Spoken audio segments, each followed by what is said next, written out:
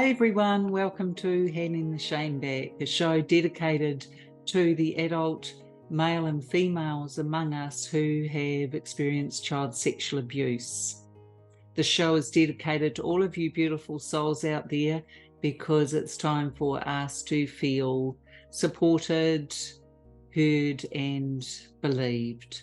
So as with every show, this has a trigger warning because the content is about child sexual abuse. And I've got a wonderful guest for you today. Her name is Liz Roberts. She comes to us from the UK. She's a survivor of sibling sexual abuse. She is also becoming quite an activist. And now we're at the point, apparently, we can't stop her talking. So welcome, Liz. Hi there. Thanks for having me. What time is it? Shut up now. It's 10:30 at night. It's been a long day. Yeah. I bet. Hey, all right. Well, look, we launch in with kind of at the beginning, I guess, where this all began for you, and we take it from there. So, Liz, how old, or tell us a little bit, whatever you're comfortable to. Okay. So yeah, I'm part of a Catholic family, quite a large Catholic family. Parents, mother was a very strict housewife, a frustrated housewife who always wanted to do more with herself, I think, than she could in that era. My dad was a police officer in Bristol in England. Quite a very strict upbringing. The reason we're starting with my parents is because I actually believe that they created the environment in my family that allowed my brother to do what he did, not only do what he did, but to get away with it for such a long time. So we were brought up in a very competitive, divisive, strict way, which meant even before the abuse started, which was when I was around 8 years old, I didn't feel terribly safe beforehand. So I didn't feel that I could go to my parents if I was worried or upset about anything. Everything was really kind of functional. We weren't starved. We were clothed. To the outside world, we looked like this perfect Catholic family, hardworking, nothing fancy, hand-me-downs, jumble cell clothes, but we were honest and we were this model family. But behind closed doors, my dad was fairly heavy-handed. I don't think he had the emotional intelligence to father so many children. And it was survival of the fittest, I guess. I was the second from youngest. From that point of view, I was just another child, I think. So I was about 8 years old. I don't know why I know it was eight. I've always known it was around that sort of age. My eldest brother Andrew, and I can name him because there has been a legal process. So his name is Andrew Herbert. 8 years older than me. So he was, 16, 15, 16. Okay, so quite a lot older than me. Would be looking after me at various times when my parents would go out at the weekend, not in the evenings generally, because they didn't really socialize a lot. There were too many children and they didn't have babysitters. It was more a case of visiting family members at weekends. That's what I remember anyway. And and I would have to do some pretty awful things to my brother in his bedroom. So thank you for sharing that, Liz. And I guess, you've coined it really by saying that the parents had created the environment where the abuse was able to continue, not just exist, but continue because you had nowhere you could take it. As far as you're aware, was your brother, he knew what he was doing? He decided that this would be something that would continue? Like, how long did it continue for?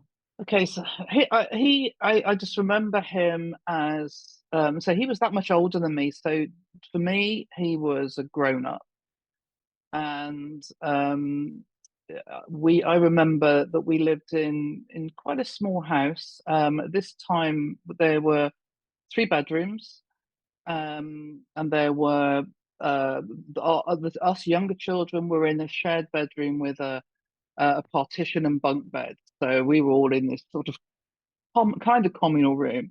And then my parents had a bedroom, and then Andrew had his own bedroom because he was the eldest. And I'm pretty sure he wasn't at school any longer. These are the days when you did leave at 15. Oh, yes. Um, okay, so he was a working young man, and so he had his own bedroom. Um, so he absolutely knew what he was doing. He was always, I remember him being deviant. He would, if there was a boundary, he would push it always. I can remember some pretty awful rows with the family because I say my parents were very strict, and he would always he'd come home late or do these really stupid things, cause a lot of problems. He would get hit by my father quite frequently, or there'd be lots of rows. I mean, we all got hit, let's be honest, but he would push the boundaries. The rest of us seemed to learn a little bit. Like, why are you doing this? This is really stupid. We just keep our heads down. But he seemed to sort of, I don't know, thrive on it. I don't know. He just attracted trouble. I found out a few things more about him, I think, since the legal process started, as I spoke to my middle brother, the one down from him, who grew up with him as his older sibling, and watched his behaviour. So I've learned quite a lot about how he conducted himself as a teenager that I wouldn't have known about because I was that much younger. So yeah, he knew what was right. We all knew what was right and wrong. We were very body aware. I was certainly body aware in the shame thing as well. And I know shame is a huge thing, but certainly we weren't a sort of expressive family. You didn't walk around naked, or we were really, really sort of, yeah, uptight Catholic. Yeah. And you kept everything private at all costs. Yeah. So anything that crossed that line was doubly deviant and was really, really terrible and terrifying anyway. But for a child that was kind of scared of anything to do with your body was doubly terrifying, probably. So yeah, yes, it's a long answer to a short question. No, you're doing great. Thank you. Do you think your other brother was aware, or do you think any of your other No. family, including parents, were aware of what he was doing? Um, no, my other two brothers, my younger brother was too young. He was 4 years younger than me, but no, it was very isolating. Um, I was quite a withdrawn child, very quiet. I can remember having pretend friends. I didn't really trust people. So I was also a serious professional bedwetter. So that meant that any school friends I did have could never come and sleep over because of the shame of that, and I could never go and stay at their houses. But I kind of accepted that and got used to being on my own and survive. That's how you survive. You keep your head down and you just get through it. So yeah, there was no awareness from my brothers and my parents of what was going on. I don't believe. No, I'm certainly my parents didn't know until I was in my 20s when I did have a conversation with them about it. So, I mean, what a lonely experience, and I'm so pleased you had imaginary friends, because I think they can be the lifesaver when you're isolated in that way. Mm. Liz, he was 16 when he began abusing you. Um, what age did it end for you? Was it when he left home, or? Um, it's hard. It's hard. It's really hard to put timelines on this. Yeah.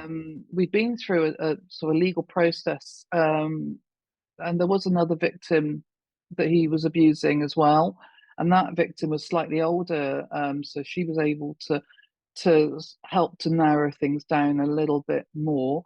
Mhm. So I would say it went on for it was certainly months. It was 6 months, maybe a year. I don't know. It was multiple times anyway, and when it stopped, it was just right. And it wasn't because he moved out. It was because the other victim threatened to whistle blow. That was the only reason that he stopped. Okay, okay. Oh, well, thank heavens for that. But still, and I guess, mum and dad had no idea it wasn't a safe place for you to take anything to them, No. clearly. So how did you manage in terms of, you had your imaginary friends, you were quite a resourceful little thing, I imagine. Can see that in you. And as you got older, how did you manage to kind of regulate the trauma response in you? I think I didn't know I had a trauma response. This is the thing, isn't it? You just don't know. You just don't know who you Oh, are, and I no. think you just carry on. And I can remember at a very young age fantasizing about being picked up and taken out of that family. And then you start to hear sort of things on the TV about oh, that person's realised that isn't their parent anymore, and they've been removed from that family and things like this, and this baby's being swapped. And I think, oh God, I wish that was me. Yeah, It's really sad. yeah. But I would keep people at arm's length. I was, famously a bridesmaid a few times when I was little, and wouldn't let the best man on one particular occasion, who was, obviously a grown up, wouldn't let him near me, wouldn't let him touch me. I was not a very tactile person. Found it really hard, and I still do. There's some people times yeah, if I want to give you a hug, I will, but I just don't like this expectation. There's really difficult. Um, and I think because of that, that possibly made my mum dislike me even more. you know, because I knew, I couldn't go to her. I don't think she really particularly wanted me to as a child. I think she was just too busy. And so because I then would keep away because I didn't trust her to give me the safety and the support that I needed, she would then think I didn't like her, perhaps. I don't know. But I can't remember ever having a loving relationship with my mum. And I think one of the saddest things when that really hit me when I finally, about 3 or 4 years ago, went down the therapy route, thinking, having thought all my life, I don't need that. That's for wicked, stupid, wicked and stupid, not wicked, but weak and stupid people. Sorry. Um, I had EMDR, so that's intensive psychotherapy, and part of that you have to come up with people in your childhood that you could turn to as role models, as people that would make you feel safe as part of the process. So you go through these and you relive these horrible traumas and these memories, but then to come out of it, you have to ally yourself to somebody that you trust. And I just there wasn't anybody. And No. that, as a 50-something-year-old woman, to look back and realize for the first time as a child that there wasn't anybody back then I could have turned to that I would have trusted. Not my siblings, because we were all competing with each other, and certainly not my parents. I didn't trust people, so yeah, it was really very, very isolating. But you survive, and you don't know that you're managing trauma until you do realize you're managing trauma.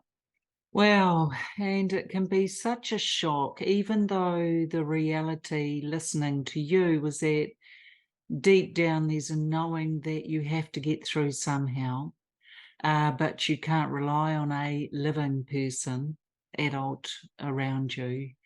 and then as an adult to look back and realize it still can be a shock and quite traumatic, Liz, can't it?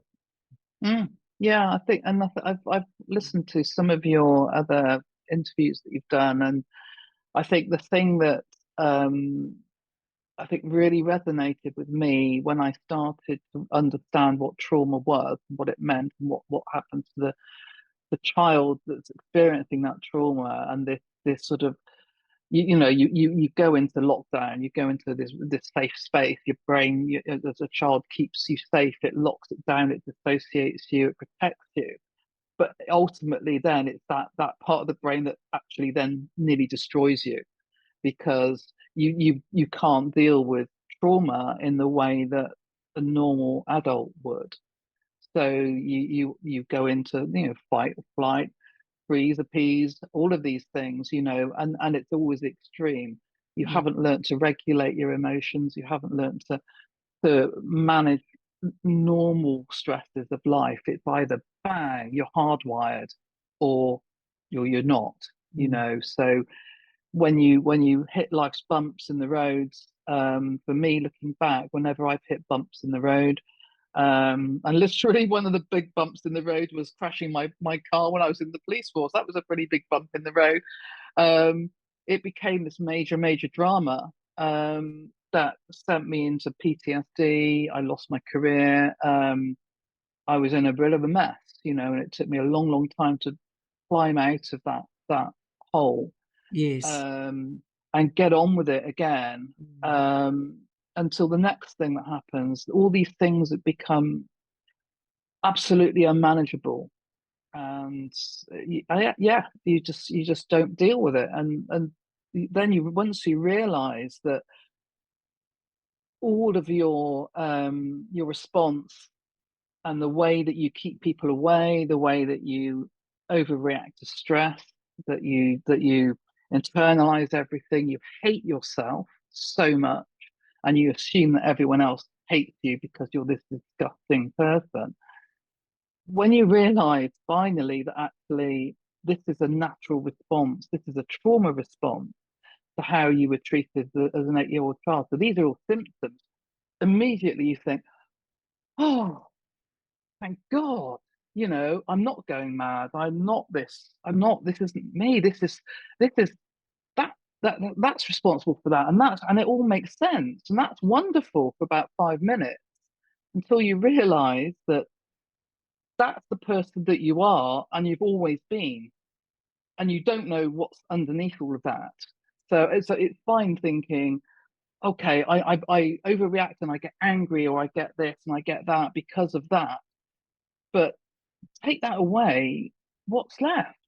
Who am I? And that's when you really hit the floor. When you start your therapy and it's great, and yeah, thank God. And then suddenly you think, well, man, this has been there all my life, because even before Andrew started behaving the way he did, I didn't feel loved, I didn't feel nurtured, I didn't feel safe at home either. So my baby self was experiencing stress as well. So my whole life has been managing stress.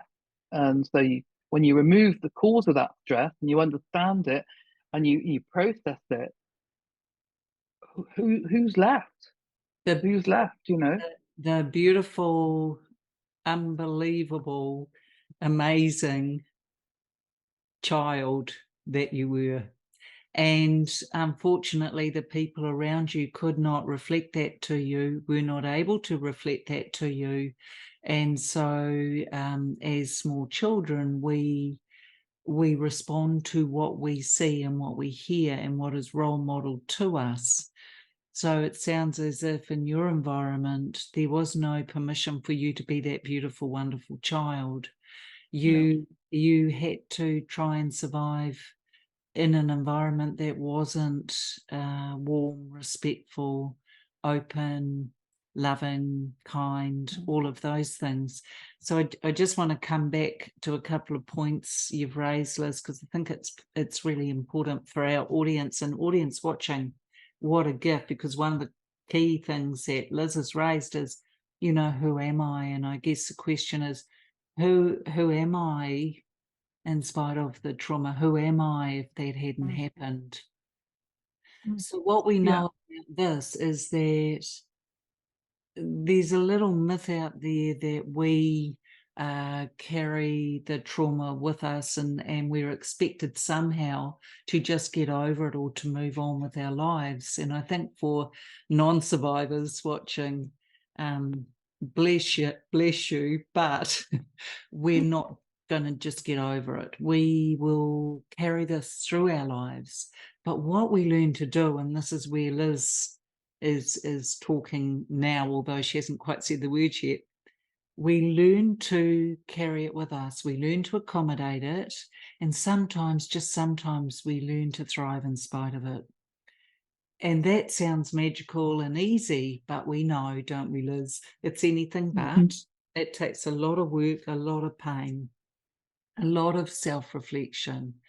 And, you know, I applaud each and every one of you, because who you are was always a gift. And Liz, you and I sitting here today, equally true.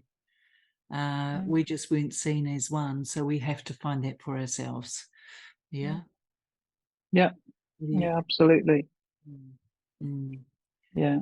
I think the realization and recognizing as well when that 8-year-old is back in the room, and she does come back in the room quite often. Certainly during the trial, well, she was there, a lot, and that was interesting because preparing for the court. It was again was terrifying because you don't know who's going to turn up there. Is it going to be me or is it going to be me? You just don't know, and well, you kind of think you want that 8-year-old to be there because you want to show her that everything's fine, everything's okay, and that you're now that she's safe, and you're doing what you couldn't do 50 years ago. That's what I've come to recognize. But I think certainly for me, the lack of awareness, certainly we're talking about the courtroom situation and juries and people that don't understand trauma. This is the big my big concern, and this is partly one of the drivers for me being on here now, is to reinforce what you've just said, that people look at you and they think you're fine, and why didn't you just get over it? But you don't. Your brain just basically turns on you because you haven't had those basic lessons as a child to learn to process things in a normal way at the right age, at the right stage. You've had this terrible, terrible thing that most people that hasn't happened to cannot even imagine what it's like. They can't imagine what it's like as an adult. So imagine what it's like as a child that hasn't got any of those resources. And then you're expected to just, well, it happened ages ago. Were you still going on about that? It's just ridiculous. I've learned to recognize when the 8-year-old's back, and respect that, and think I still haven't learned entirely yet how to deal with some of those situations, but at least you can spot it now. You think, right, okay, what is it that's making her come back? Well, What's caused me that yeah. stress? Exactly. And of course, we do get triggered and we do get Mm-hmm. blindsided, and things can bring all that to the surface. But the other thing too, and survivors watching, it's a good thing to know, what you're giving us is gold, Liz. So thank you, because what we know is this, that whatever you were 8, I was 4 when the worst of it began for me. Some of our audience were teenagers, but what we know is this: what amazing small people and teenagers we were back then, and look at our coping mechanisms back Mm-hmm. then. Mm-hmm. So you look at how powerful the mind is, Liz, because what did you do when you weren't safe? You created a world where you were with your imaginary friend. So well done you. That's quite a feat. That's a coping mechanism right there Mm, to create something that wasn't available. Do you see the power of that? mm, mm. And, Yeah, and absolutely. and there's no way in your trial you could have been the accomplished, amazing woman we see sitting in front of us today, because you were being taken straight back to Hmm. those times of powerlessness. Mm. Um, so tell us what led to the trial. Kind of how old were you when that came about? As much as Oh, you can or want to. okay. I guess I really hate injustice, and I really, really hate injustice. And maybe that's what put me into the police force in the first place. But I really hated it, and to spend my life watching my eldest brother, I think, yeah, put on this act and become this perfect son that became, the oldest son with, again his model family, which wasn't, and my parents putting him on this pedestal, knowing that they didn't know the detail because they didn't have the words. I couldn't describe in detail what they'd done. It was he interfered with me, he abused me was the worst I could actually say. Yeah. So I couldn't give them any detail. So they knew about that in their when I was in my 20s, and they still chose to ignore it. It was never discussed, never mentioned. I don't believe they ever mentioned it to him. So as years go by, there were times, I think one of the things I've realised about him, and possibly other perpetrators, is the fact that they don't stop being perpetrators the minute they stop physically abusing you or sexually abusing you. Um, the way they live their life afterwards, knowing what they've done and knowing that they've done wrong, that's what really makes them perpetrators. So, had it been that he'd have been stopped, or someone had found out and something had happened at that point to resolve it, and to try and work out why it happened, blah blah blah. And I'm doing a lot with the sibling sexual abuse side now. It would have been a different thing. But I've had 50 years of watching him not apologising properly, living it large, piling his plate high at every opportunity. At times in the past, um, humiliating me, making me feel small. At his his strength, continuing to control, continuing to exert that power, not only over me, but over the rest of the family. That escalates. So this is why it doesn't go away as well, because that you're still being tortured as an adult. Okay. So this went on for this all my life, until we got to a point where I had to have more contact with him. I've got two beautiful daughters, and they until about 5 years ago kind of wondered why we didn't spend much time with the family. They now know and are grateful. um, but it got to a situation where my dad had passed away and my mum's health started to fail, and we had to sort of rally round her. So him as the head of the family, sort of lots of emails and this WhatsApp group, and it was just very, very triggering. It got worse and worse and worse, and to the point I just thought I'm going mad. So I sort of sought some proper help. I really did feel I was struggling, and then my mum did pass away, and must admit I felt huge relief when that happened, because I don't think I could ever have done what I've done while she was still alive, and I feel bad about that because I should have done. Um, and So and there's me trying to have my intensive EMDR sessions, and all the time I'm worrying that when I check my phone or I get home, there's going to be a WhatsApp message or an email. Not about anything in particular. No, nothing bad. It's just legitimate stuff, but just his name flagging up.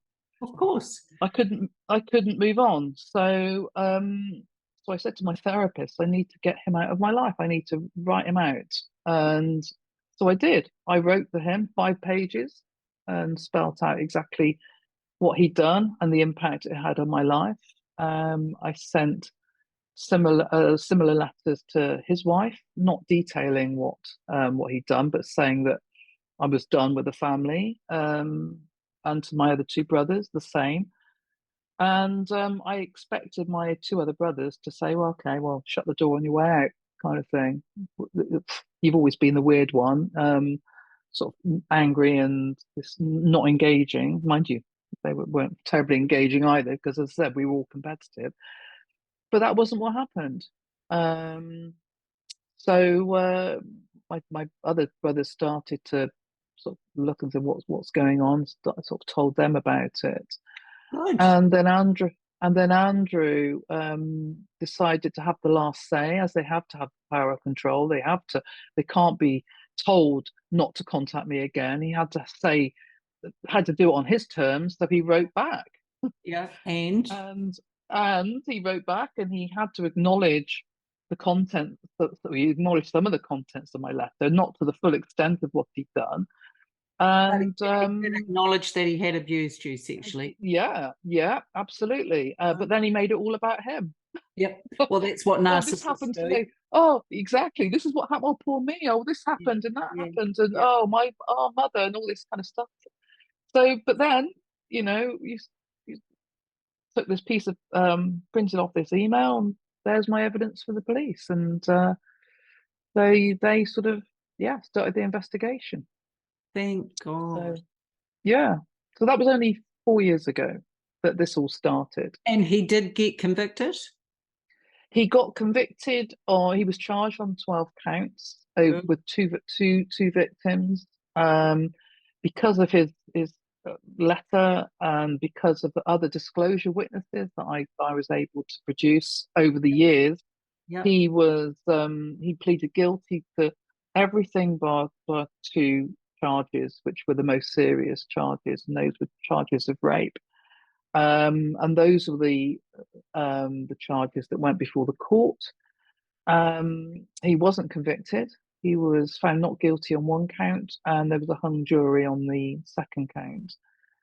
And that was interesting, because prior to that, I just felt that I was living for the moment that he was convicted of this. I didn't know how I'd manage, what I would do if he was found not guilty. I just thought that would be the end, because it's just not possible that he could be found not guilty. And how was I going to pick myself up from this?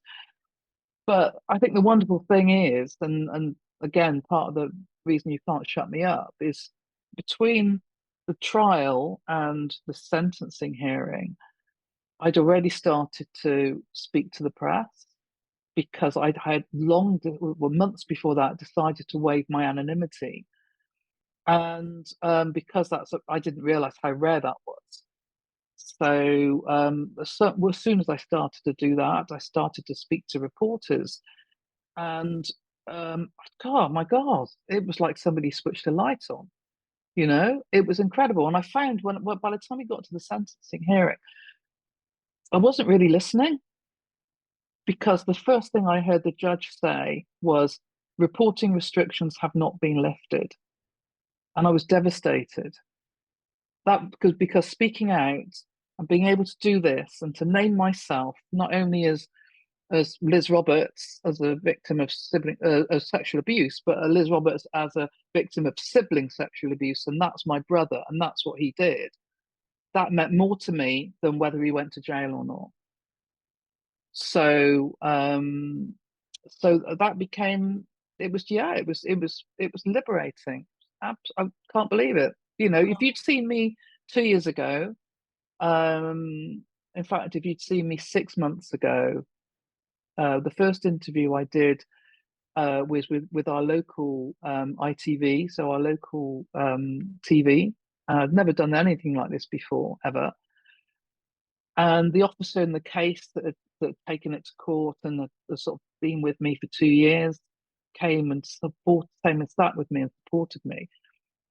And she just couldn't believe what she was seeing, because she'd seen me give my video interview to the police and be asked these terrible, terrible questions, and have to go through this and the sort of falling apart because the delays and all of this thing. Suddenly there was this different person there Yeah, of course. talking It's like I'm freedom. talking now. It was just yeah, like Yeah. Lazarus. For But a see, religious context there. there you go. You managed to whip that in, and the truth There sets you go. you free. You give The truth give sets you give free. a Catholic Church a girl for 7 years, you got them for life. Yeah, you do. But Liz, you know, I'm so pleased you had your day in court. For Mm. some of our survivor family watching us today, they won't have had that No. experience, and I certainly didn't. But the point being that there was a road you took and a path you followed, and it led to you becoming more free and able Yeah. to raise your head and speak your truth. Yeah. I do want to bring you back to something, because I'm not going to let you get away with this, because survivors, we're too hard on ourselves and we gaslight ourselves. So you did it, and I'm going to call you on it. Lovely Liz, you talked about your mother, and you talked Yeah. about feeling you wish you could have done more. Can I say, no, you you were a child, she was an adult. She was big, you were small. She was in charge. You were taught to follow that lead. Now, she also taught you about how to behave around her. So the point being, no way could you suddenly have found a way No. to transcend. So please never carry It's on. very hard though, isn't it? I Mm. yeah, I But agree hand it agree back. with you. We're handing the shame back. It never belonged to you. Mm. So please take that with the love intended. The Yeah, I appreciate that. yeah. Look, I suppose too, just as we're moving into the final part of our interview today, what has helped you? We've got amazing survivors from all over the world watching. What has helped you? This talking about it.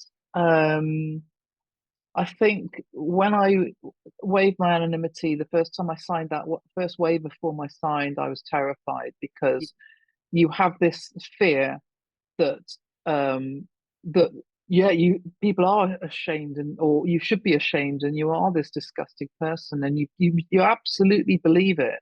Yes. And I think that society is scared of it and they don't want to look at it, No. but they've got to look at it. So I think what's helped me is the response I've had to people when I have done this. People I've known for a very long time have said, "Well, I didn't know you always seem so strong," and that's kind of like a backhanded compliment because they're like saying, "Well, they think you think that victims are weak, but they're not. Everyone that's listening to this that's been through this, you're not weak, you know." And I think so. Any chance that you get to speak up, there are lots of people that will listen. And I don't know whether it was you or somebody said survivors. I think it was Nancy. Survivors will find survivors, and there is a growing community now. And speaking out, other survivors have contacted me directly through various articles and my websites and things like that. And that means a lot to me. That validates me. It helps to validate them as well. And it's the best feeling. And that's helped me show who I am. That person I didn't know who I was is clearly somebody that does care, that is has got empathy and has got compassion and has got a lot of time and patience and understanding. And I'd like to share that with other people. So that's helped me find myself and So made me feel a lot better. yeah, 100%. And for those that don't know, Liz and I were grateful to be part of the first ever global awareness Sibling 2 Day, which was held over the weekend. And I was fortunate to co-host the Australasian segment. Liz was part of the UK segment. And, Yeah. you know, the power in that and the tentacles from that. And I think one of the things, Liz is now being interviewed, congratulations around it. And what's beautiful about the survivors is that this ripple out effect continues, and that we do get more wonderful survivors stepping forward, because it's time for us to hold our heads up. It's time for us to be shown a way through, and to feel that, you know, we matter too. So let's just, I guess, from you again, what tips would you give survivors watching who may be, like your lovely self, feeling newly outed in terms of speaking publicly or speaking out? What advice would you give to those who haven't yet found their voice? I think how I turned the corner was to first of all seek some professional help. Friends and family are great in understanding and supporting, but actually understanding the science behind trauma is really important. And because until you do that, it's very hard to forgive yourself. It's very hard to put the shame back, because you need to understand that none of this is your fault. But you're battling, however old you are, that all those years telling you that it is, and you're really persuasive with yourself. So my advice would be to get some professional help, access some really good credible resources, so you can understand first of all what the impact of what happened to you has had to your brain, that is completely beyond your control. And then uh, find the survivors forums. I mean, Roy, there's yours, there's siblings too. If it's a sibling related thing, there are so many organisations there. Talk to other survivors. I'm happy for people to talk to me. There's lots of things I can help with. I'm not a counsellor, I'm not a therapist, and I wouldn't go down that route. But there'll be some really practical things that I've learned. Certainly, if you're thinking about what justice looks like, because justice isn't about going to court. I learned that I thought it was, and probably the best thing that happened was he was found not guilty, because everyone would have said, well, you had your day in court and you got what you wanted. Well, I didn't get true justice. But to me, justice is this. Justice is the fact that I'm still here talking about it. He's still there hiding away about it. He's the one now carrying the shame as a 67-year-old man in a very small village with a tag on his ankle. That he can't go anywhere. You know, he is now locked in to think about. He's got a lot of time to think about what he did, and hopefully to understand the impact of that. But he's just one person. There are millions of people like him out there. Okay, Yeah. so Okay. speak out. Yeah. But look after yourself. Yes, I like that. And look, I think just as we're closing, so thank you, Liz, for the gold you've provided us today. But I think as we're finishing up, team, we look at something like self-blame and guilt, and of course it's something we carried, but I just want to add a little clause to this, and I think you'll enjoy it, Liz. We had no choice but to blame ourselves and carry the guilt, because the adults around us, whether complicit or unknowingly complicit, allowed it. And as Liz has said, her parents actually did create the environment for this. So I think it's quite natural. We don't have power as children and teenagers. The big people around us do.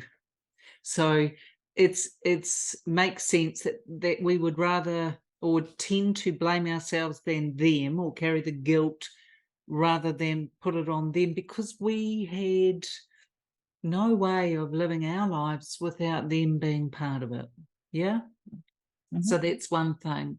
And I loved the fact that Liz talked about that. The other thing she raised was, you know, well, who am I? And I guess that's a question for all of you wonderful survivors watching, because who you are was always that beautiful person, that lovely little person.